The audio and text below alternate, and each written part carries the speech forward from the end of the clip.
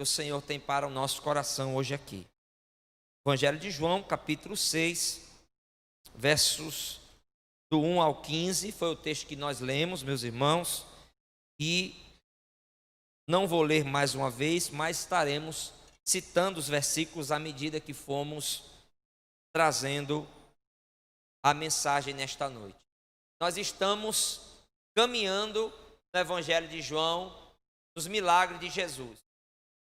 Falamos já o propósito de João, que é revelar Jesus como Filho de Deus e apresentar os milagres de Jesus como sendo sinais que testificam de que ele era o enviado de Deus, o Messias, o Filho de Deus.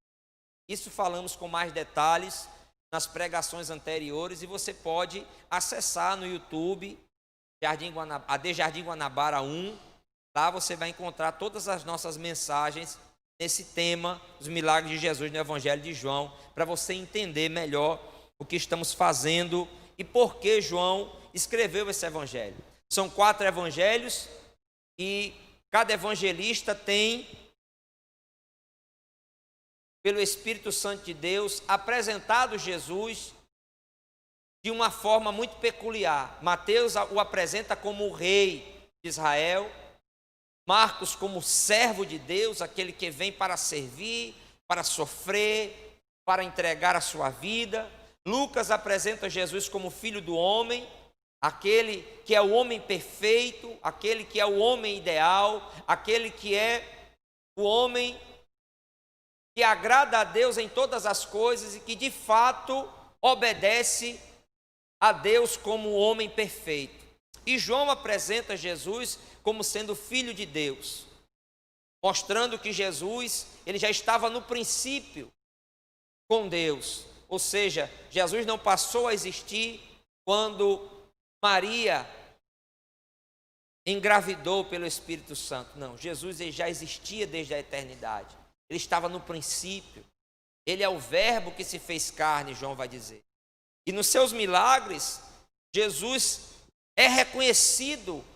A cada milagre que Jesus faz no Evangelho de João, os discípulos têm a sua fé fortalecida, passam a crer nele e vão vendo em Jesus o profeta prometido por Moisés, vão vendo em Jesus um homem que é poderoso sobre todas as coisas. E nesse milagre não é diferente. O milagre de Jesus, a multiplicação dos pães e dos peixes, é um milagre que os 4 evangelistas vão escrever. É o único milagre de Jesus, com exceção da ressurreição. Claro que todos os evangelistas vão falar da ressurreição de Cristo, mas o milagre que Jesus realizou para as pessoas, que está registrado nos 4 evangelhos, é esse milagre. Mateus, Marcos, Lucas e João vão registrar Jesus multiplicando os pães e os peixes. Por quê? Porque esse foi um milagre grandioso. Os outros milagres foram maravilhosos, sim, mas esse, não apenas o tamanho do milagre, mas sim o que esse milagre representa, irmãos. O que esse milagre significa. A mensagem desse milagre é muito poderosa. Primeiro nós percebemos que esse milagre aconteceu nas proximidades do dia da Páscoa. Jesus ele estava na Galileia. E na Galileia, Jesus ele então operou esse milagre. À beira do mar de Tiberíades, mar da Galileia, Jesus então vai alimentar uma multidão. 5.000 homens foram contados pelos apóstolos, pelos discípulos, à exceção de mulheres e crianças. Os historiadores dizem que esse número, contando com mulheres e crianças, podem chegar facilmente a 15, 20 mil pessoas. Então percebam que não foi uma simples alimentação. De fato, era uma multidão de pessoas que estava ali. E essa multidão de pessoas que estava naquele lugar foi alimentada por Jesus. E esse milagre aponta então para Jesus de uma maneira muito extraordinária, como sendo um profeta que Moisés prometeu em Deuteronômio capítulo 18. Assim como Moisés alimentou o povo no deserto, assim como Moisés, pelo poder de Deus, providenciou alimento para toda aquela multidão de israelitas, Jesus então ele vai alimentar todo aquele povo no deserto. É interessante que o lugar é chamado pelos evangelistas de um lugar deserto. Era na Galileia, mas era um lugar ermo, porque Jesus ele estava fugindo, se ausentando para descansar. E a gente está chegando num feriado e a gente percebe que Deus não é contra o descanso, até porque Deus estabeleceu o descanso. Descanso vem de Deus, descanso é necessário. E Jesus ele procurou um lugar para descansar, mas as multidões tão necessitadas que estavam, quando viram o barco dos discípulos se deslocando para o outro lado, acompanharam e foram até Jesus. E naquele lugar, ainda que distante, um lugar ermo, um lugar deserto, aquela multidão se reúne e ali Jesus as alimenta como um grande pastor. Domingo passado nós ouvimos a palavra que o pastor Adair pregou aqui, falando sobre Jesus como sendo o bom pastor. E nenhum dos milagres de Jesus representa mais essa imagem do bom pastor como esse milagre de alimentar. Porque a palavra pastor no original significa aquele que alimenta, alimentador, aquele que cuida, que provê, que alimenta. Então Jesus aqui é o grande pastor do seu povo. Ele é aqui o próprio Deus, que provê e que multiplica o alimento, sustentando a vida do seu povo. Mas mais do que isso, nós vamos ver mais na frente que a multiplicação dos pães, Jesus não está dizendo que ele apenas é poderoso para saciar a fome física. Na verdade, ele vai dizer que ele é o pão da vida. Ele é quem dá vida ao homem. O pão que ele multiplica aponta para a sua própria vida que ele vai dar, para trazer vida, salvação e alimento para todo o povo de Deus.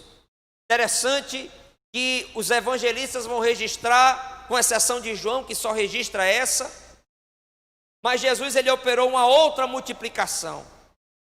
Por 2 vezes Jesus alimentou multidões, multiplicando pães. E nós vemos que nessas multiplicações, e alguns vão dizer, alguns estudiosos vão dizer, uma se refere como ele sendo pastor dos judeus, e a outra também como ele sendo pastor dos gentios, alimentando 2 vezes os 2 povos que existem na terra, judeus e gentios, naquele tempo. Hoje, judeus e a igreja do Senhor. Meus amados irmãos, olhamos para esse milagre e podemos aprender coisas maravilhosas aqui. Primeiro, no capítulo 6, meu Jesus, ajude aí.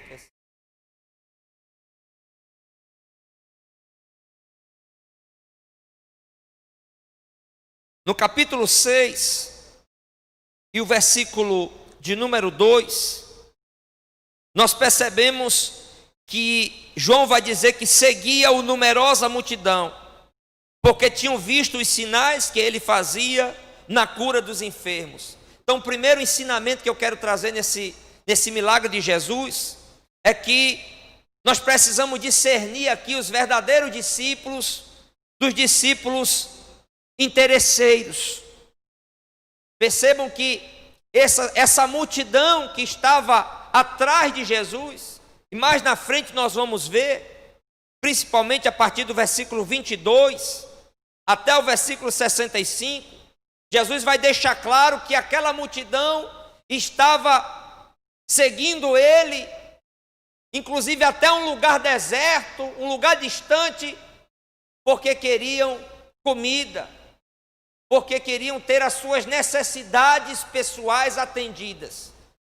Então, meus irmãos, eu percebo que na multidão que segue Jesus, e aí nós percebemos as multidões hoje que se reúnem, se dizendo seguidoras de Cristo, se dizendo multidões de evangélicos, nós percebemos que milhares e milhares, milhões de pessoas estão apenas frequentando as igrejas, se autodenominando evangélicas, por fins e por interesses pessoais. Ou seja, não era por causa de Jesus, mas sim pelo que ele podia dar e oferecer. E Jesus, ele sabia muito bem disso. Ele conhecia o coração e a motivação das pessoas. Então a gente não pode se iludir com as multidões hoje, achando que multidões significam discípulos verdadeiros de Jesus. Nem sempre essa conta ela vai ser exata. Nesse caso aqui não é. João deixa bem claro que a multidão era numerosa e estavam atrás de Jesus, seguindo Jesus por causa dos milagres, da cura que ele estava dando aos doentes.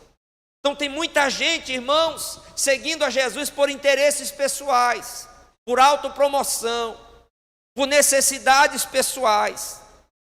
Tem gente que ainda não se converteu a Cristo, não segue a Cristo, o amando e o servindo. Mas tem gente que está na igreja para melhorar a sua vida, para melhorar a sua casa, para ter um lugar onde ele possa colocar os filhos, que os filhos possam ter uma boa referência moral, ética. É sempre buscando interesses pessoais.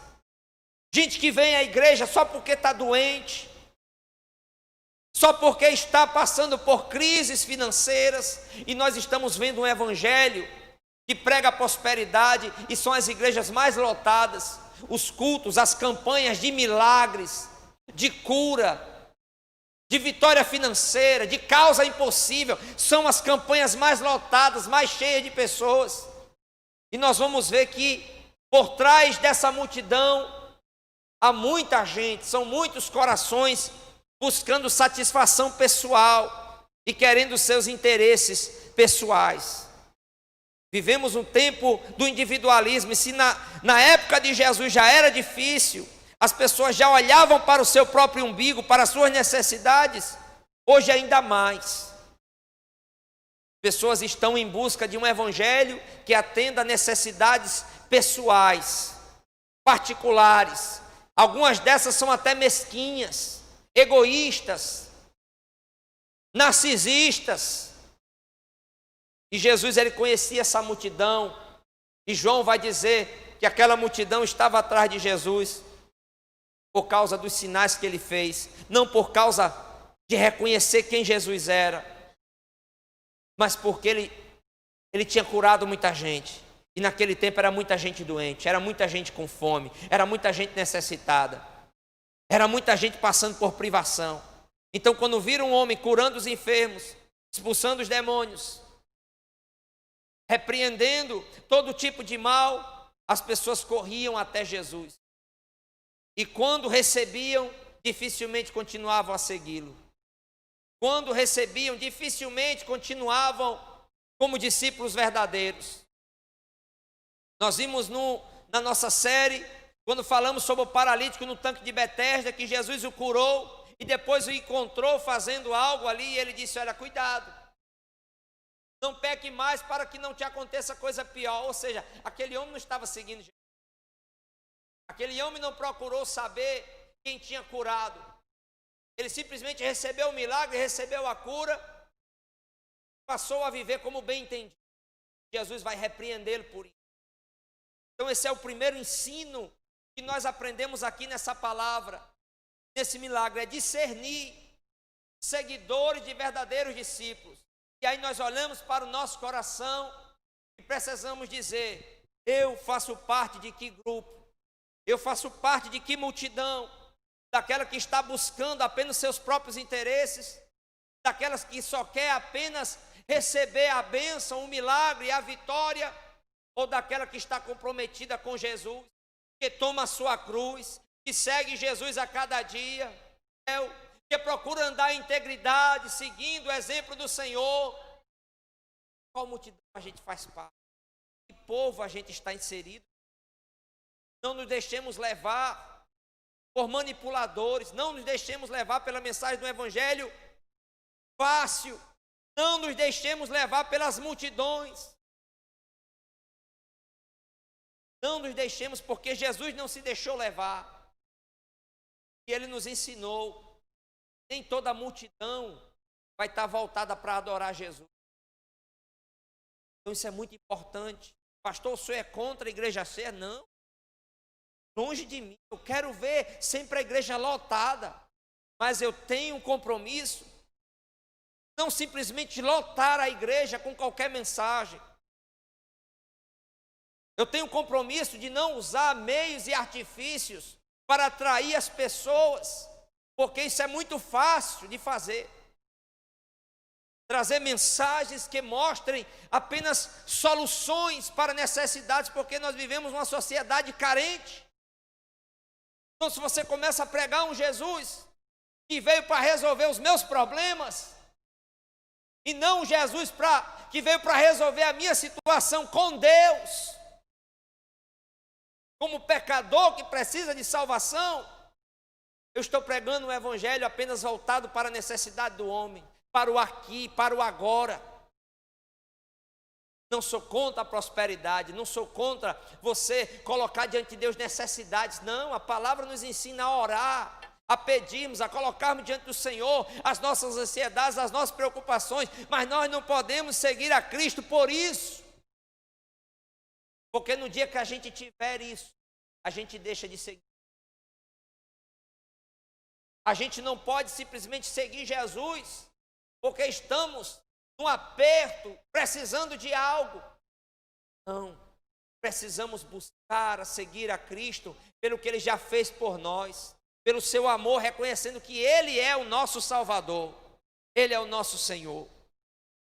Segundo, nós reconhecemos e aprendemos também, nesse milagre da multiplicação dos pães e dos peixes, um Deus que se preocupa com as nossas necessidades. Ora, se precisamos discernir a multidão que segue a Jesus como verdadeiros discípulos, daquela multidão que só segue por interesse, e agora nós vemos que temos um Deus que se preocupa com as nossas necessidades. Jesus, ele olha no versículo 5 e diz: então Jesus, erguendo os olhos e vendo que grande multidão vinha ter com ele, disse a Filipe: onde compraremos pães para lhes dar a comer? Olha a preocupação. Olha a preocupação de Jesus com aquelas pessoas. Nós sabemos que eles estavam ali apenas por causa da comida, mas olha o amor de Jesus. Olha a preocupação de Jesus com aquela multidão. Onde compraremos pães para dar de comer? E Jesus sabia muito bem que a maior necessidade daquele povo era o quê, irmão? De arrependimento. Era de ter uma vida transformada. Mas Jesus também se preocupou com o pão que alimenta a parte física. Jesus se preocupa com todas as nossas necessidades espirituais, com as nossas emoções, para que elas estejam equilibradas, para que elas estejam em equilíbrio, com as nossas necessidades físicas. Precisamos comer, onde vamos habitar, as nossas vestes. Jesus, ele se preocupa com aquela multidão, ele se preocupa de tal forma que mais na frente ele vai ver aquele povo como ovelhas que não têm pastor, uma multidão desgarrada, uma multidão perdida. Ovelha sem pastor significa ovelha perdida, ovelha sem rumo, ovelha sem direção, ovelha que é presa fácil de mercenários e dos animais selvagens, dos lobos, dos leões, dos ursos. Ovelha sem pastor é ovelha que não tem alimento, está fraca, é ovelha enferma, Porque a ovelha, ela depende do pastor para se alimentar, ela depende do pastor para caminhar de um lugar para o outro, ela depende do pastor para proteção, ela depende do pastor para curar suas enfermidades. É um animal que não consegue se curar sozinho. Não consegue se curar, não consegue se defender, não consegue se salvar, não consegue se alimentar, não consegue beber uma boa água. Ela é totalmente dependente do pastor. E Jesus disse: essa multidão está como ovelha sem pastor.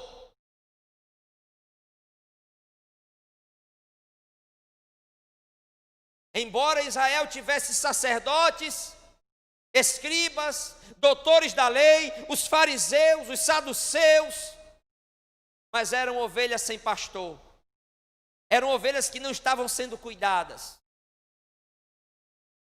E aí eu faço uma pergunta para você: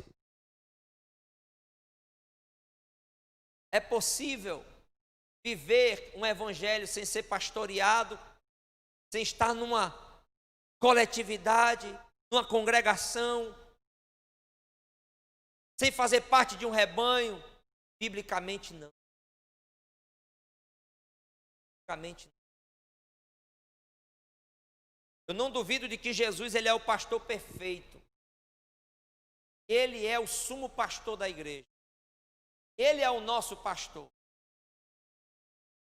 Deu a vida por nós.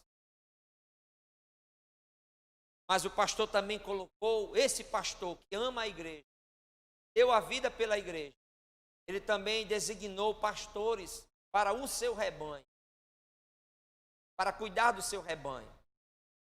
A diferença de Jesus para nós, pastores, é que ele é dono do rebanho.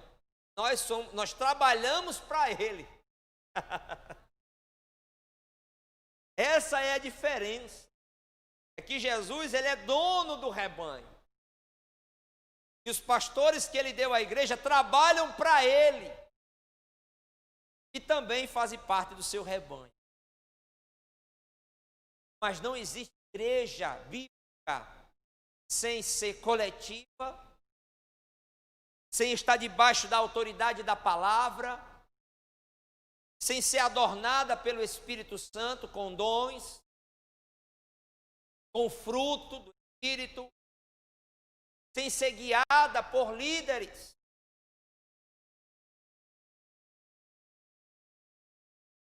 E ser ovelha é confiar no pastor Jesus e permitir que ele... Porque Jesus, quando recebe aquela multidão, recebe uma multidão desgarrada sem pastor, sim ou não? Recebe uma multidão sarada ou doente? Doente. Recebe uma multidão rica ou pobre? Pobre.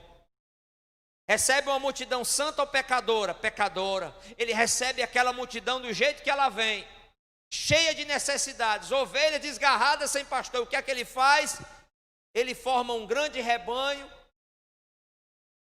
ele se levanta como pastor, cura, alimenta, protege, dá a sua vida.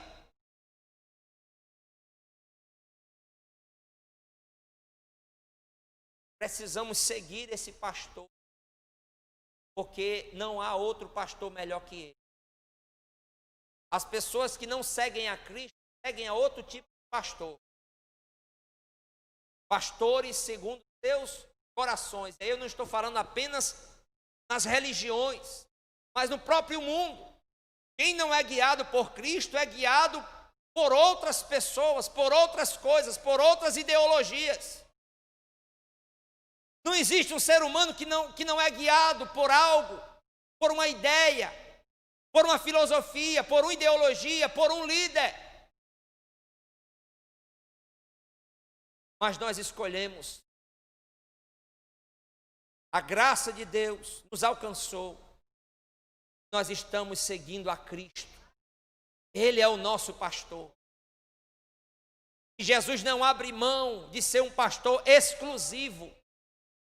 Ele não compartilha o rebanho dele com ninguém. Ele não compartilha as ovelhas dele com nenhum tipo outro de líder, religião, ideologia, filosofia, porque nenhum outro deu a vida pelas ovelhas como ele deu. Nenhum outro tem poder para santificar e purificar como ele o fez. Bendito seja o seu santo nome. E esse Jesus se preocupa. Deus vê as nossas necessidades. Olha para aquelas pessoas e vê que elas precisam comer. Vê que elas não têm pastor, é por isso que estão ali. É por isso que estão famintas. Havia corrupção na liderança de Israel. Havia engano. O povo era oprimido, o povo passava fome. Enquanto os líderes deviam cuidar do povo, estavam cuidando de si mesmos. E Jesus disse: esse povo não tem pastor. E ele veio para cumprir a profecia do Antigo Testamento sobre o pastor que viria. O pastor que traria cura, restauração, salvação, que guiaria o povo. Oh, bendito seja o seu santo nome. Bendito seja o nome de Jesus. Terceiro, nós aprendemos nesse milagre maravilhoso que Jesus operou, multiplicando pães e peixes. Um Deus que prova os nossos corações, que experimenta as nossas convicções, que sonda as nossas intenções, como discípulos dele. Jesus olha para Filipe e pergunta: onde vamos comprar pão para dar de comer a essa multidão? E aí João vai dizer, no versículo 6, que ele disse isso para o experimentar, porque ele bem sabia o que estava para fazer. Jesus queria ouvir as palavras de Filipe. Colocou para Filipe um problema, uma necessidade, porque eles seriam os pastores daquele povo. Quando Jesus cumprisse a sua obra, eles seriam responsáveis agora por orientar, cuidar, nutrir, alimentar aquele povo. E Jesus vai experimentar um dos apóstolos perguntando: onde? O nosso Deus, ele prova as nossas convicções. Ele prova as nossas intenções. Ele examina o nosso coração. Ele olha se há integridade, se há verdade, se há comprometimento. Porque para ser discípulo de Cristo tem que amar o que Cristo ama.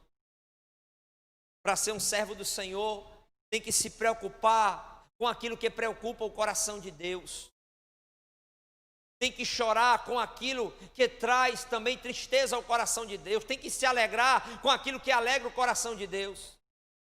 Se Jesus olhou para aquele povo e se compadeceu das necessidades, ele queria saber como estava o coração dos seus discípulos. Quem sabe dissesse: não, mestre, não precisa dar nada para esse povo, não. Manda esse povo embora. O povo quer mais. Agora é a hora do nosso descanso. Agora é hora da gente descansar. Vamos ficar aqui, vamos sair desse povo, vamos deixar esse povo aí. Esse povo não te ama, esse povo não te quer, esse povo é interesseiro. Jesus sonda aquele coração, Jesus joga um problema para ele. E aí eu quero aplicar algo a você aqui nessa noite. Que Jesus muitas das vezes coloca problemas nas nossas mãos. Coloca dilemas nas nossas mãos. Faz questionamentos a respeito do reino de Deus, da obra de Deus, daquilo que temos para fazer, da nossa chamada, da nossa vocação, para ver como que a gente vai responder, o que a gente vai priorizar, o que a gente vai colocar como prioridade da nossa vida. Cuidado para não fazer a escolha errada. Cuidado para quando receber de Deus, entenda quando você está sendo provado pelo Senhor. Discirna quando Deus está provando coração, desejo, prioridade, intenção, fervor, fidelidade, integridade, comprometimento. E tem muito servo de Deus sendo reprovado. Tem muito servo de Deus, assim como Jacó, trocando a bênção da primogenitura, ou melhor, como Esaú, trocando a bênção da primogenitura por um prato de comida passageiro. Cuidado, meus amados irmãos. Aqui Jesus, ele prova os discípulos. E é interessante que os discípulos não fogem da responsabilidade, mas dizem assim para Jesus. Filipe diz no versículo 7, não lhes bastariam 200 denários de pão para receber cada um o seu pedaço. 200 denários. O denário era o pagamento de um dia de trabalho, de um trabalhador comum. 200 dias de trabalho não seriam suficientes para dar um pedaço de pão a cada pessoa que estava ali. Eles não tinham dinheiro. E além de tudo, eles não tinham onde comprar. Não tinham onde comprar e não tinham dinheiro. E eles apresentam isso a Jesus. Ou seja, não é que eles não queriam fazer. Filipe, ele não diz que não quer fazer, ou que aquilo não é necessário. Ele diz, mestre, nós não temos. Sabemos que os discípulos andavam com uma provisão financeira para o sustento deles. Mas quando Jesus pergunta, ele vai dizer, mestre, a quantia aqui é muito alta. Mas Jesus estava provando o coração daquele homem. Jesus estava provando aqueles discípulos. Jesus nos prova, irmãos. Não para que caiamos, não para a gente pecar, não para a gente cair, mas para que nós possamos crescer em comunhão com Ele, em fidelidade, para que possamos crescer espiritualmente com o Senhor.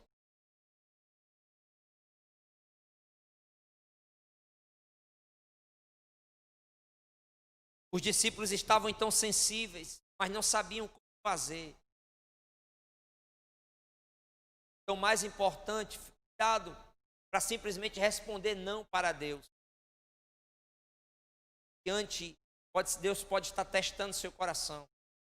Deus pode estar testando a sua vida. Cuidado para simplesmente dizer, Deus não dá, não posso, não quero, não tenho, não vai, não sei. Não. Reconheça as prioridades de Deus na sua vida. Não responda apressadamente. Não fuja apressadamente. Deus pode estar lhe dando uma oportunidade para provar o nosso coração, as nossas intenções. E Filipe ali é provado, não só ele, mas os outros discípulos.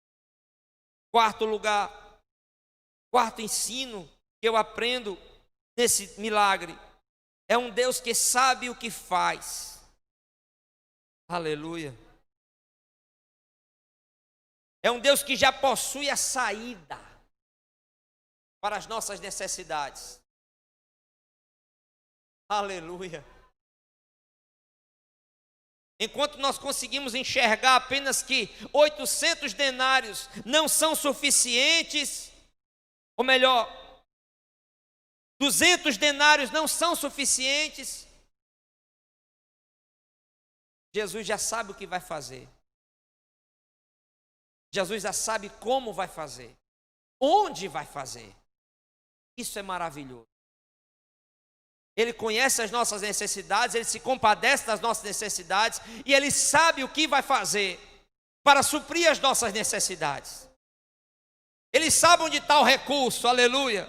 Ele sabe onde está a porta. Ele sabe onde está a saída. Não nos desesperemos.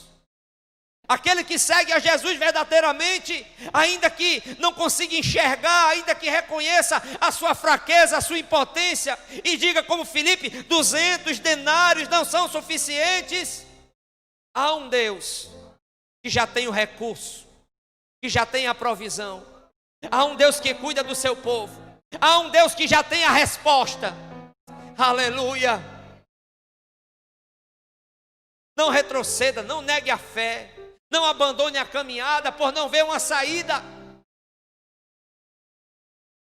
Você serve a um Deus que tem a saída, que já sabe o que vai fazer. E João vai dizer, ele já sabia o que estava para fazer. Oh, glória a Deus. Aleluia.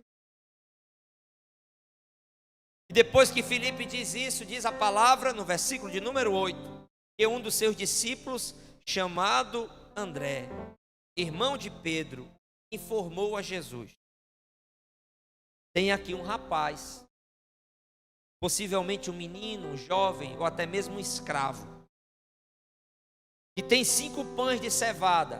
Cevada era material usado para fazer o pão mais barato. Não era trigo, era cevada. Era o pão mais barato. Era o pão dos pobres. Olha que coisa aqui, hein? O pão mais barato, o pão da simplicidade, o pão dos pequeninos, o pão dos pobres, o pão dos humildes. 5 pãezinhos de cevada, 5 pãezinhos desse que você compra, equivalente a 5 pãezinhos, para 5.000 homens, fora mulheres e crianças, de 15 a 20.000 pessoas. 2 peixinhos. Quem sabe o lanche daquele rapaz da sua família. Um dos poucos que, de repente, levou um pouco de comida para a viagem.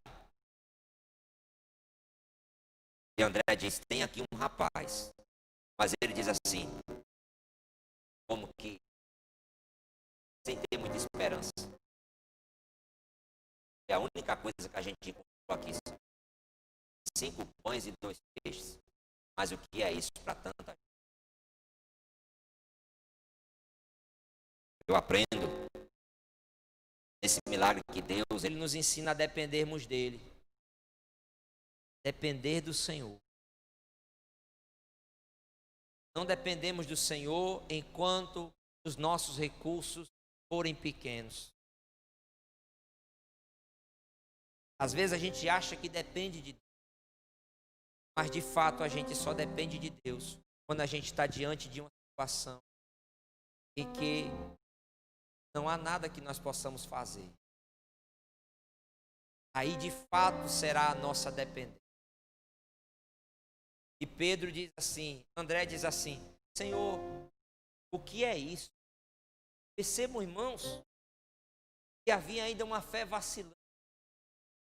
Eles já tinham visto Jesus operar muitos milagres, mas até agora nenhum milagre dessa grandeza.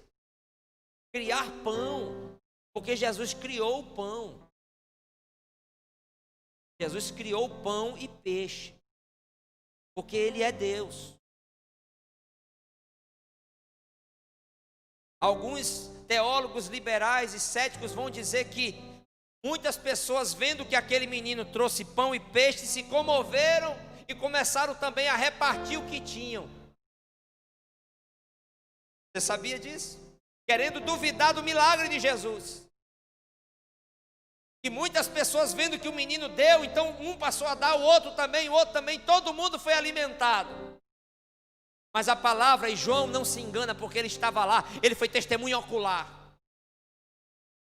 Ele disse que eram 5 pães e 2 peixes, que não tinha fé suficiente no coração daqueles homens. E eles reconheceram que aquilo não dava para aquela multidão, que não tinha dinheiro, que só tinha pobre ali, sem comer. Gente doente e faminta, miserável. Ovelha sem pastor. Ovelha sem pastor nem tem comida e está com fome. Jesus ensinou eles a dependerem dele. E aí Jesus faz o quê? Façam o povo se assentar. Depender é obedecer. Quando eu dependo, eu obedeço. Jesus não multiplicou o pão e depois disse: peçam para as pessoas se assentarem e dividam. Não. Jesus não pediu para eles fazerem isso depois que eles viram um cesto cheio de pão e de peixe. Não. Ele ainda estava com os 5 pães e os 2 peixes. Ele disse: façam com que eles se assentem. E a expectativa agora aumenta. Imagina, olha, Jesus mandou todo mundo se assentar aí. Imagina todo mundo com fome, irmão. Vamos conjecturar aqui um discípulo olhando para o outro. Rapaz, o que é que Jesus está arrumando aqui? Quando esse povo souber que não tem comida, como é que a gente faz? A gente começa pelos mais novos, pelos mais velhos. Se assentem todos. Dividam. Por isso a importância de dividir. Sabe por quê? Por isso que eles conseguiram contar.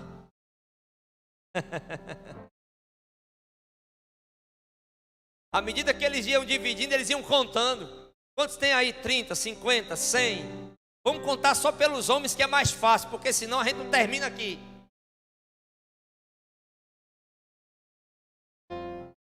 Diz a palavra de Deus que Jesus tomou o pão, aleluia, e tendo dado graças, distribuiu entre eles, e também igualmente os peixes, quanto queriam. Versículo 12. E quando já estavam fartos, disse Jesus aos seus discípulos: recolhei os pedaços que sobraram, para que nada se perca. Antes não tinha, agora está sobrando.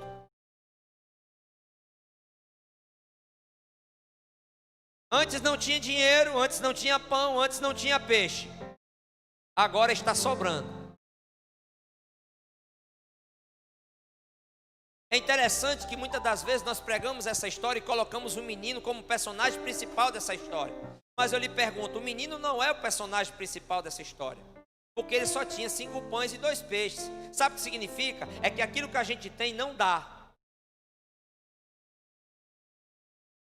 Aquilo que a gente tem, aquilo que a gente é, não dá, é insuficiente. Não conseguimos pagar a nossa salvação, não conseguimos agradar a Deus por nossa própria vida. O que nós temos e quem somos é sempre insuficiente. Mas quando vamos até Jesus, Ele torna a nossa insuficiência em suficiência e abundância. Ele faz isso. Jesus é o grande personagem dessa história. Não são os discípulos que distribuíram, muito menos o menino, que de certa forma teve um bom coração, mas o que ele tinha não dava. Se não é Jesus, o que a gente tem não dá. Se não é Jesus, o que a gente tem não é suficiente. Somos insuficientes sem Cristo. Mas com Cristo, a nossa insuficiência é suprida. Com Cristo, o pouco se transforma em muito. A pouca alegria vira muita alegria. A pouca fé vira grande fé. A pouca esperança vira grande esperança. O coração ingrato vira gratidão. A tristeza se transforma em alegria. Bendito seja o nome do Senhor. Aleluia. Eu aprendo que Deus tem os recursos necessários para a gente cumprir e obedecer a sua palavra. Se Ele disse faça, vá. Se na sua palavra diz permaneça, persevere, continue. Mas Senhor, o que eu tenho é muito pouco, continue. Mas Senhor, eu não estou vendo uma saída, continue. Porque Ele nunca vai nos dar uma ordem sem que Ele tenha recursos necessários para suprir. Ele nunca vai dar uma ordem sem que Ele não venha prover aquilo que a gente precisa. Ele nunca vai mandar a gente ir sem que Ele primeiro já não tenha ido e já não vá conosco também. Por isso que o cantor da harpa disse: se Cristo comigo vai, eu irei. Aleluia. E não temerei, com gozo irei, porque comigo Ele vai. Jesus é o pastor que conhece o caminho e que vai junto com a ovelha. E quando Ele diz vá por aquele estreito, pode ir, que Ele vai te guardar naquele estreito. Permaneça nesse vale, permaneça no vale, porque lá no vale Ele vai providenciar o que você precisa. Caminhe por esse deserto, dê a volta, vá por esse caminho mais difícil. Confie, vá, porque o recurso vai ser providenciado pelo Senhor. Quantos podem adorar e bendizer o nome de Jesus? Depender dele é obedecer, e quando ele manda, ele já tem os recursos, ele já tem a provisão.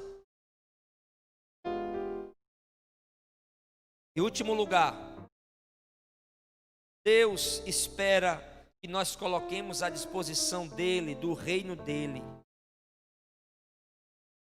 o que ele tem nos dado.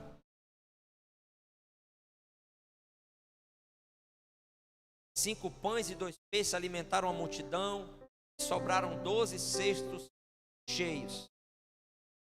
E na verdade, uma multidão não foi simplesmente, não é aquele lanchinho, irmão, que você engana a fome. Diz a Bíblia que eles saíram saciados. Eles comeram até querer. Porque quando sobra, você já viu festa de crente? Quando sobra em festa de crente, meu irmão, é porque o crente comeu até.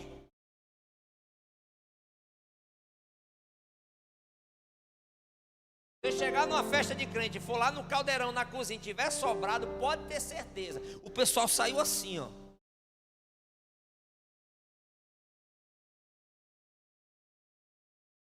Doze cestos. 12 tribos de Israel, a mensagem é muito clara. Jesus estava dizendo: eu sou o pastor enviado para alimentar Israel. Eu sou o pastor enviado para suprir as necessidades do povo. Eu sou o pastor enviado para cuidar de cada uma das tribos. Eu sou o pastor que vai reunir esse povo que está sem pastor, que está desgarrado, que vai alimentar, que vai cuidar e vai ter fartura, vai ter abundância no meu reino. Aleluia! É Jesus anunciando que é o reino dele. O reino dele é reino de compaixão, é reino de serviço, é reino de amor, é reino de fartura, é reino de cuidado.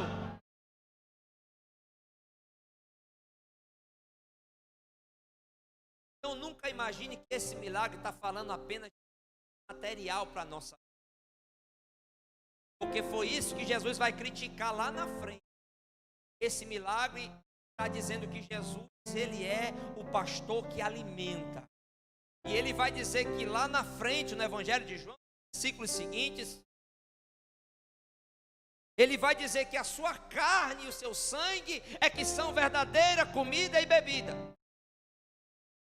Ele vai dizer que o pão que ele vai dar, que vai trazer vida, não é o pão que ele multiplicou, é a sua própria vida, a sua própria carne. E ele vai dizer que para ter vida, não é simplesmente comer daquele pão que ele multiplicou, nem muito menos do maná que Moisés alimentou o povo no deserto. Ele vai dizer que ele é o único alimento. Entenda que aqui fala de Jesus, a sua obra. O milagre que ele fez aponta para ele, quem ele é. Ele é o Filho de Deus, ele é o Rei, ele é o bom pastor, ele é aquele que vai dar a sua vida para alimentar o povo. E ele diz assim no capítulo 6, a partir do versículo 22, já estamos concluindo, eu quero ler apenas alguns versículos. Quando ele diz assim, versículo 30, o povo pergunta: que sinal fazes para que o vejamos e creamos em ti? Aquele sinal não bastou. Que sinal fazes? Quais são os teus feitos? Acabar de alimentar uma multidão. Nossos pais comeram maná do deserto, versículo 31. Como está escrito, deu-lhes a comer pão do céu. Replicou-lhe Jesus: em verdade vos digo, não foi Moisés quem vos deu o pão do céu. O verdadeiro pão do céu é meu Pai quem vos dá. Aleluia! O verdadeiro pão do céu não é o maná. Deixa eu te falar, a maior bênção do Evangelho não é aquilo que você recebe materialmente. A maior bênção do Evangelho é Jesus. Você pode receber muitas bênçãos sendo fiel ao Senhor, tendo uma vida conforme a palavra de Deus, porque a lei de Deus ela é perfeita. Quando a gente semeia, a gente vai colhendo. Mas não são essas bênçãos. Não, nenhuma delas. Jesus disse que o pão que desceu do céu não foi o maná. O pão que dá vida não foi aquele que ele multiplicou. O pão que desceu do céu é o pão que o Pai vai dar. E ele diz, porque o pão de Deus é o que desce do céu e dá vida ao mundo. Aleluia. Não mata a fome, ele dá vida. Então lhe disseram, Senhor, dá-nos sempre desse pão. Assim como a mulher disse, Senhor, dá-me sempre dessa água para que eu nunca mais tenha sede. A mulher samaritana falou. Eles agora dizem, Senhor, dá-nos sempre desse pão. E aí Jesus diz no versículo 35, eu sou o pão da vida. O que vem a mim jamais terá fome. E o que crê em mim jamais terá sede. Aleluia. Você já tem esse Jesus? Amém? Ele é o teu pastor. Ele conhece as tuas necessidades. Ele cuida de ti. Ele fala para que você dependa dele, para que você obedeça, para que você confie nos recursos que ele tem, para que você confie que ele já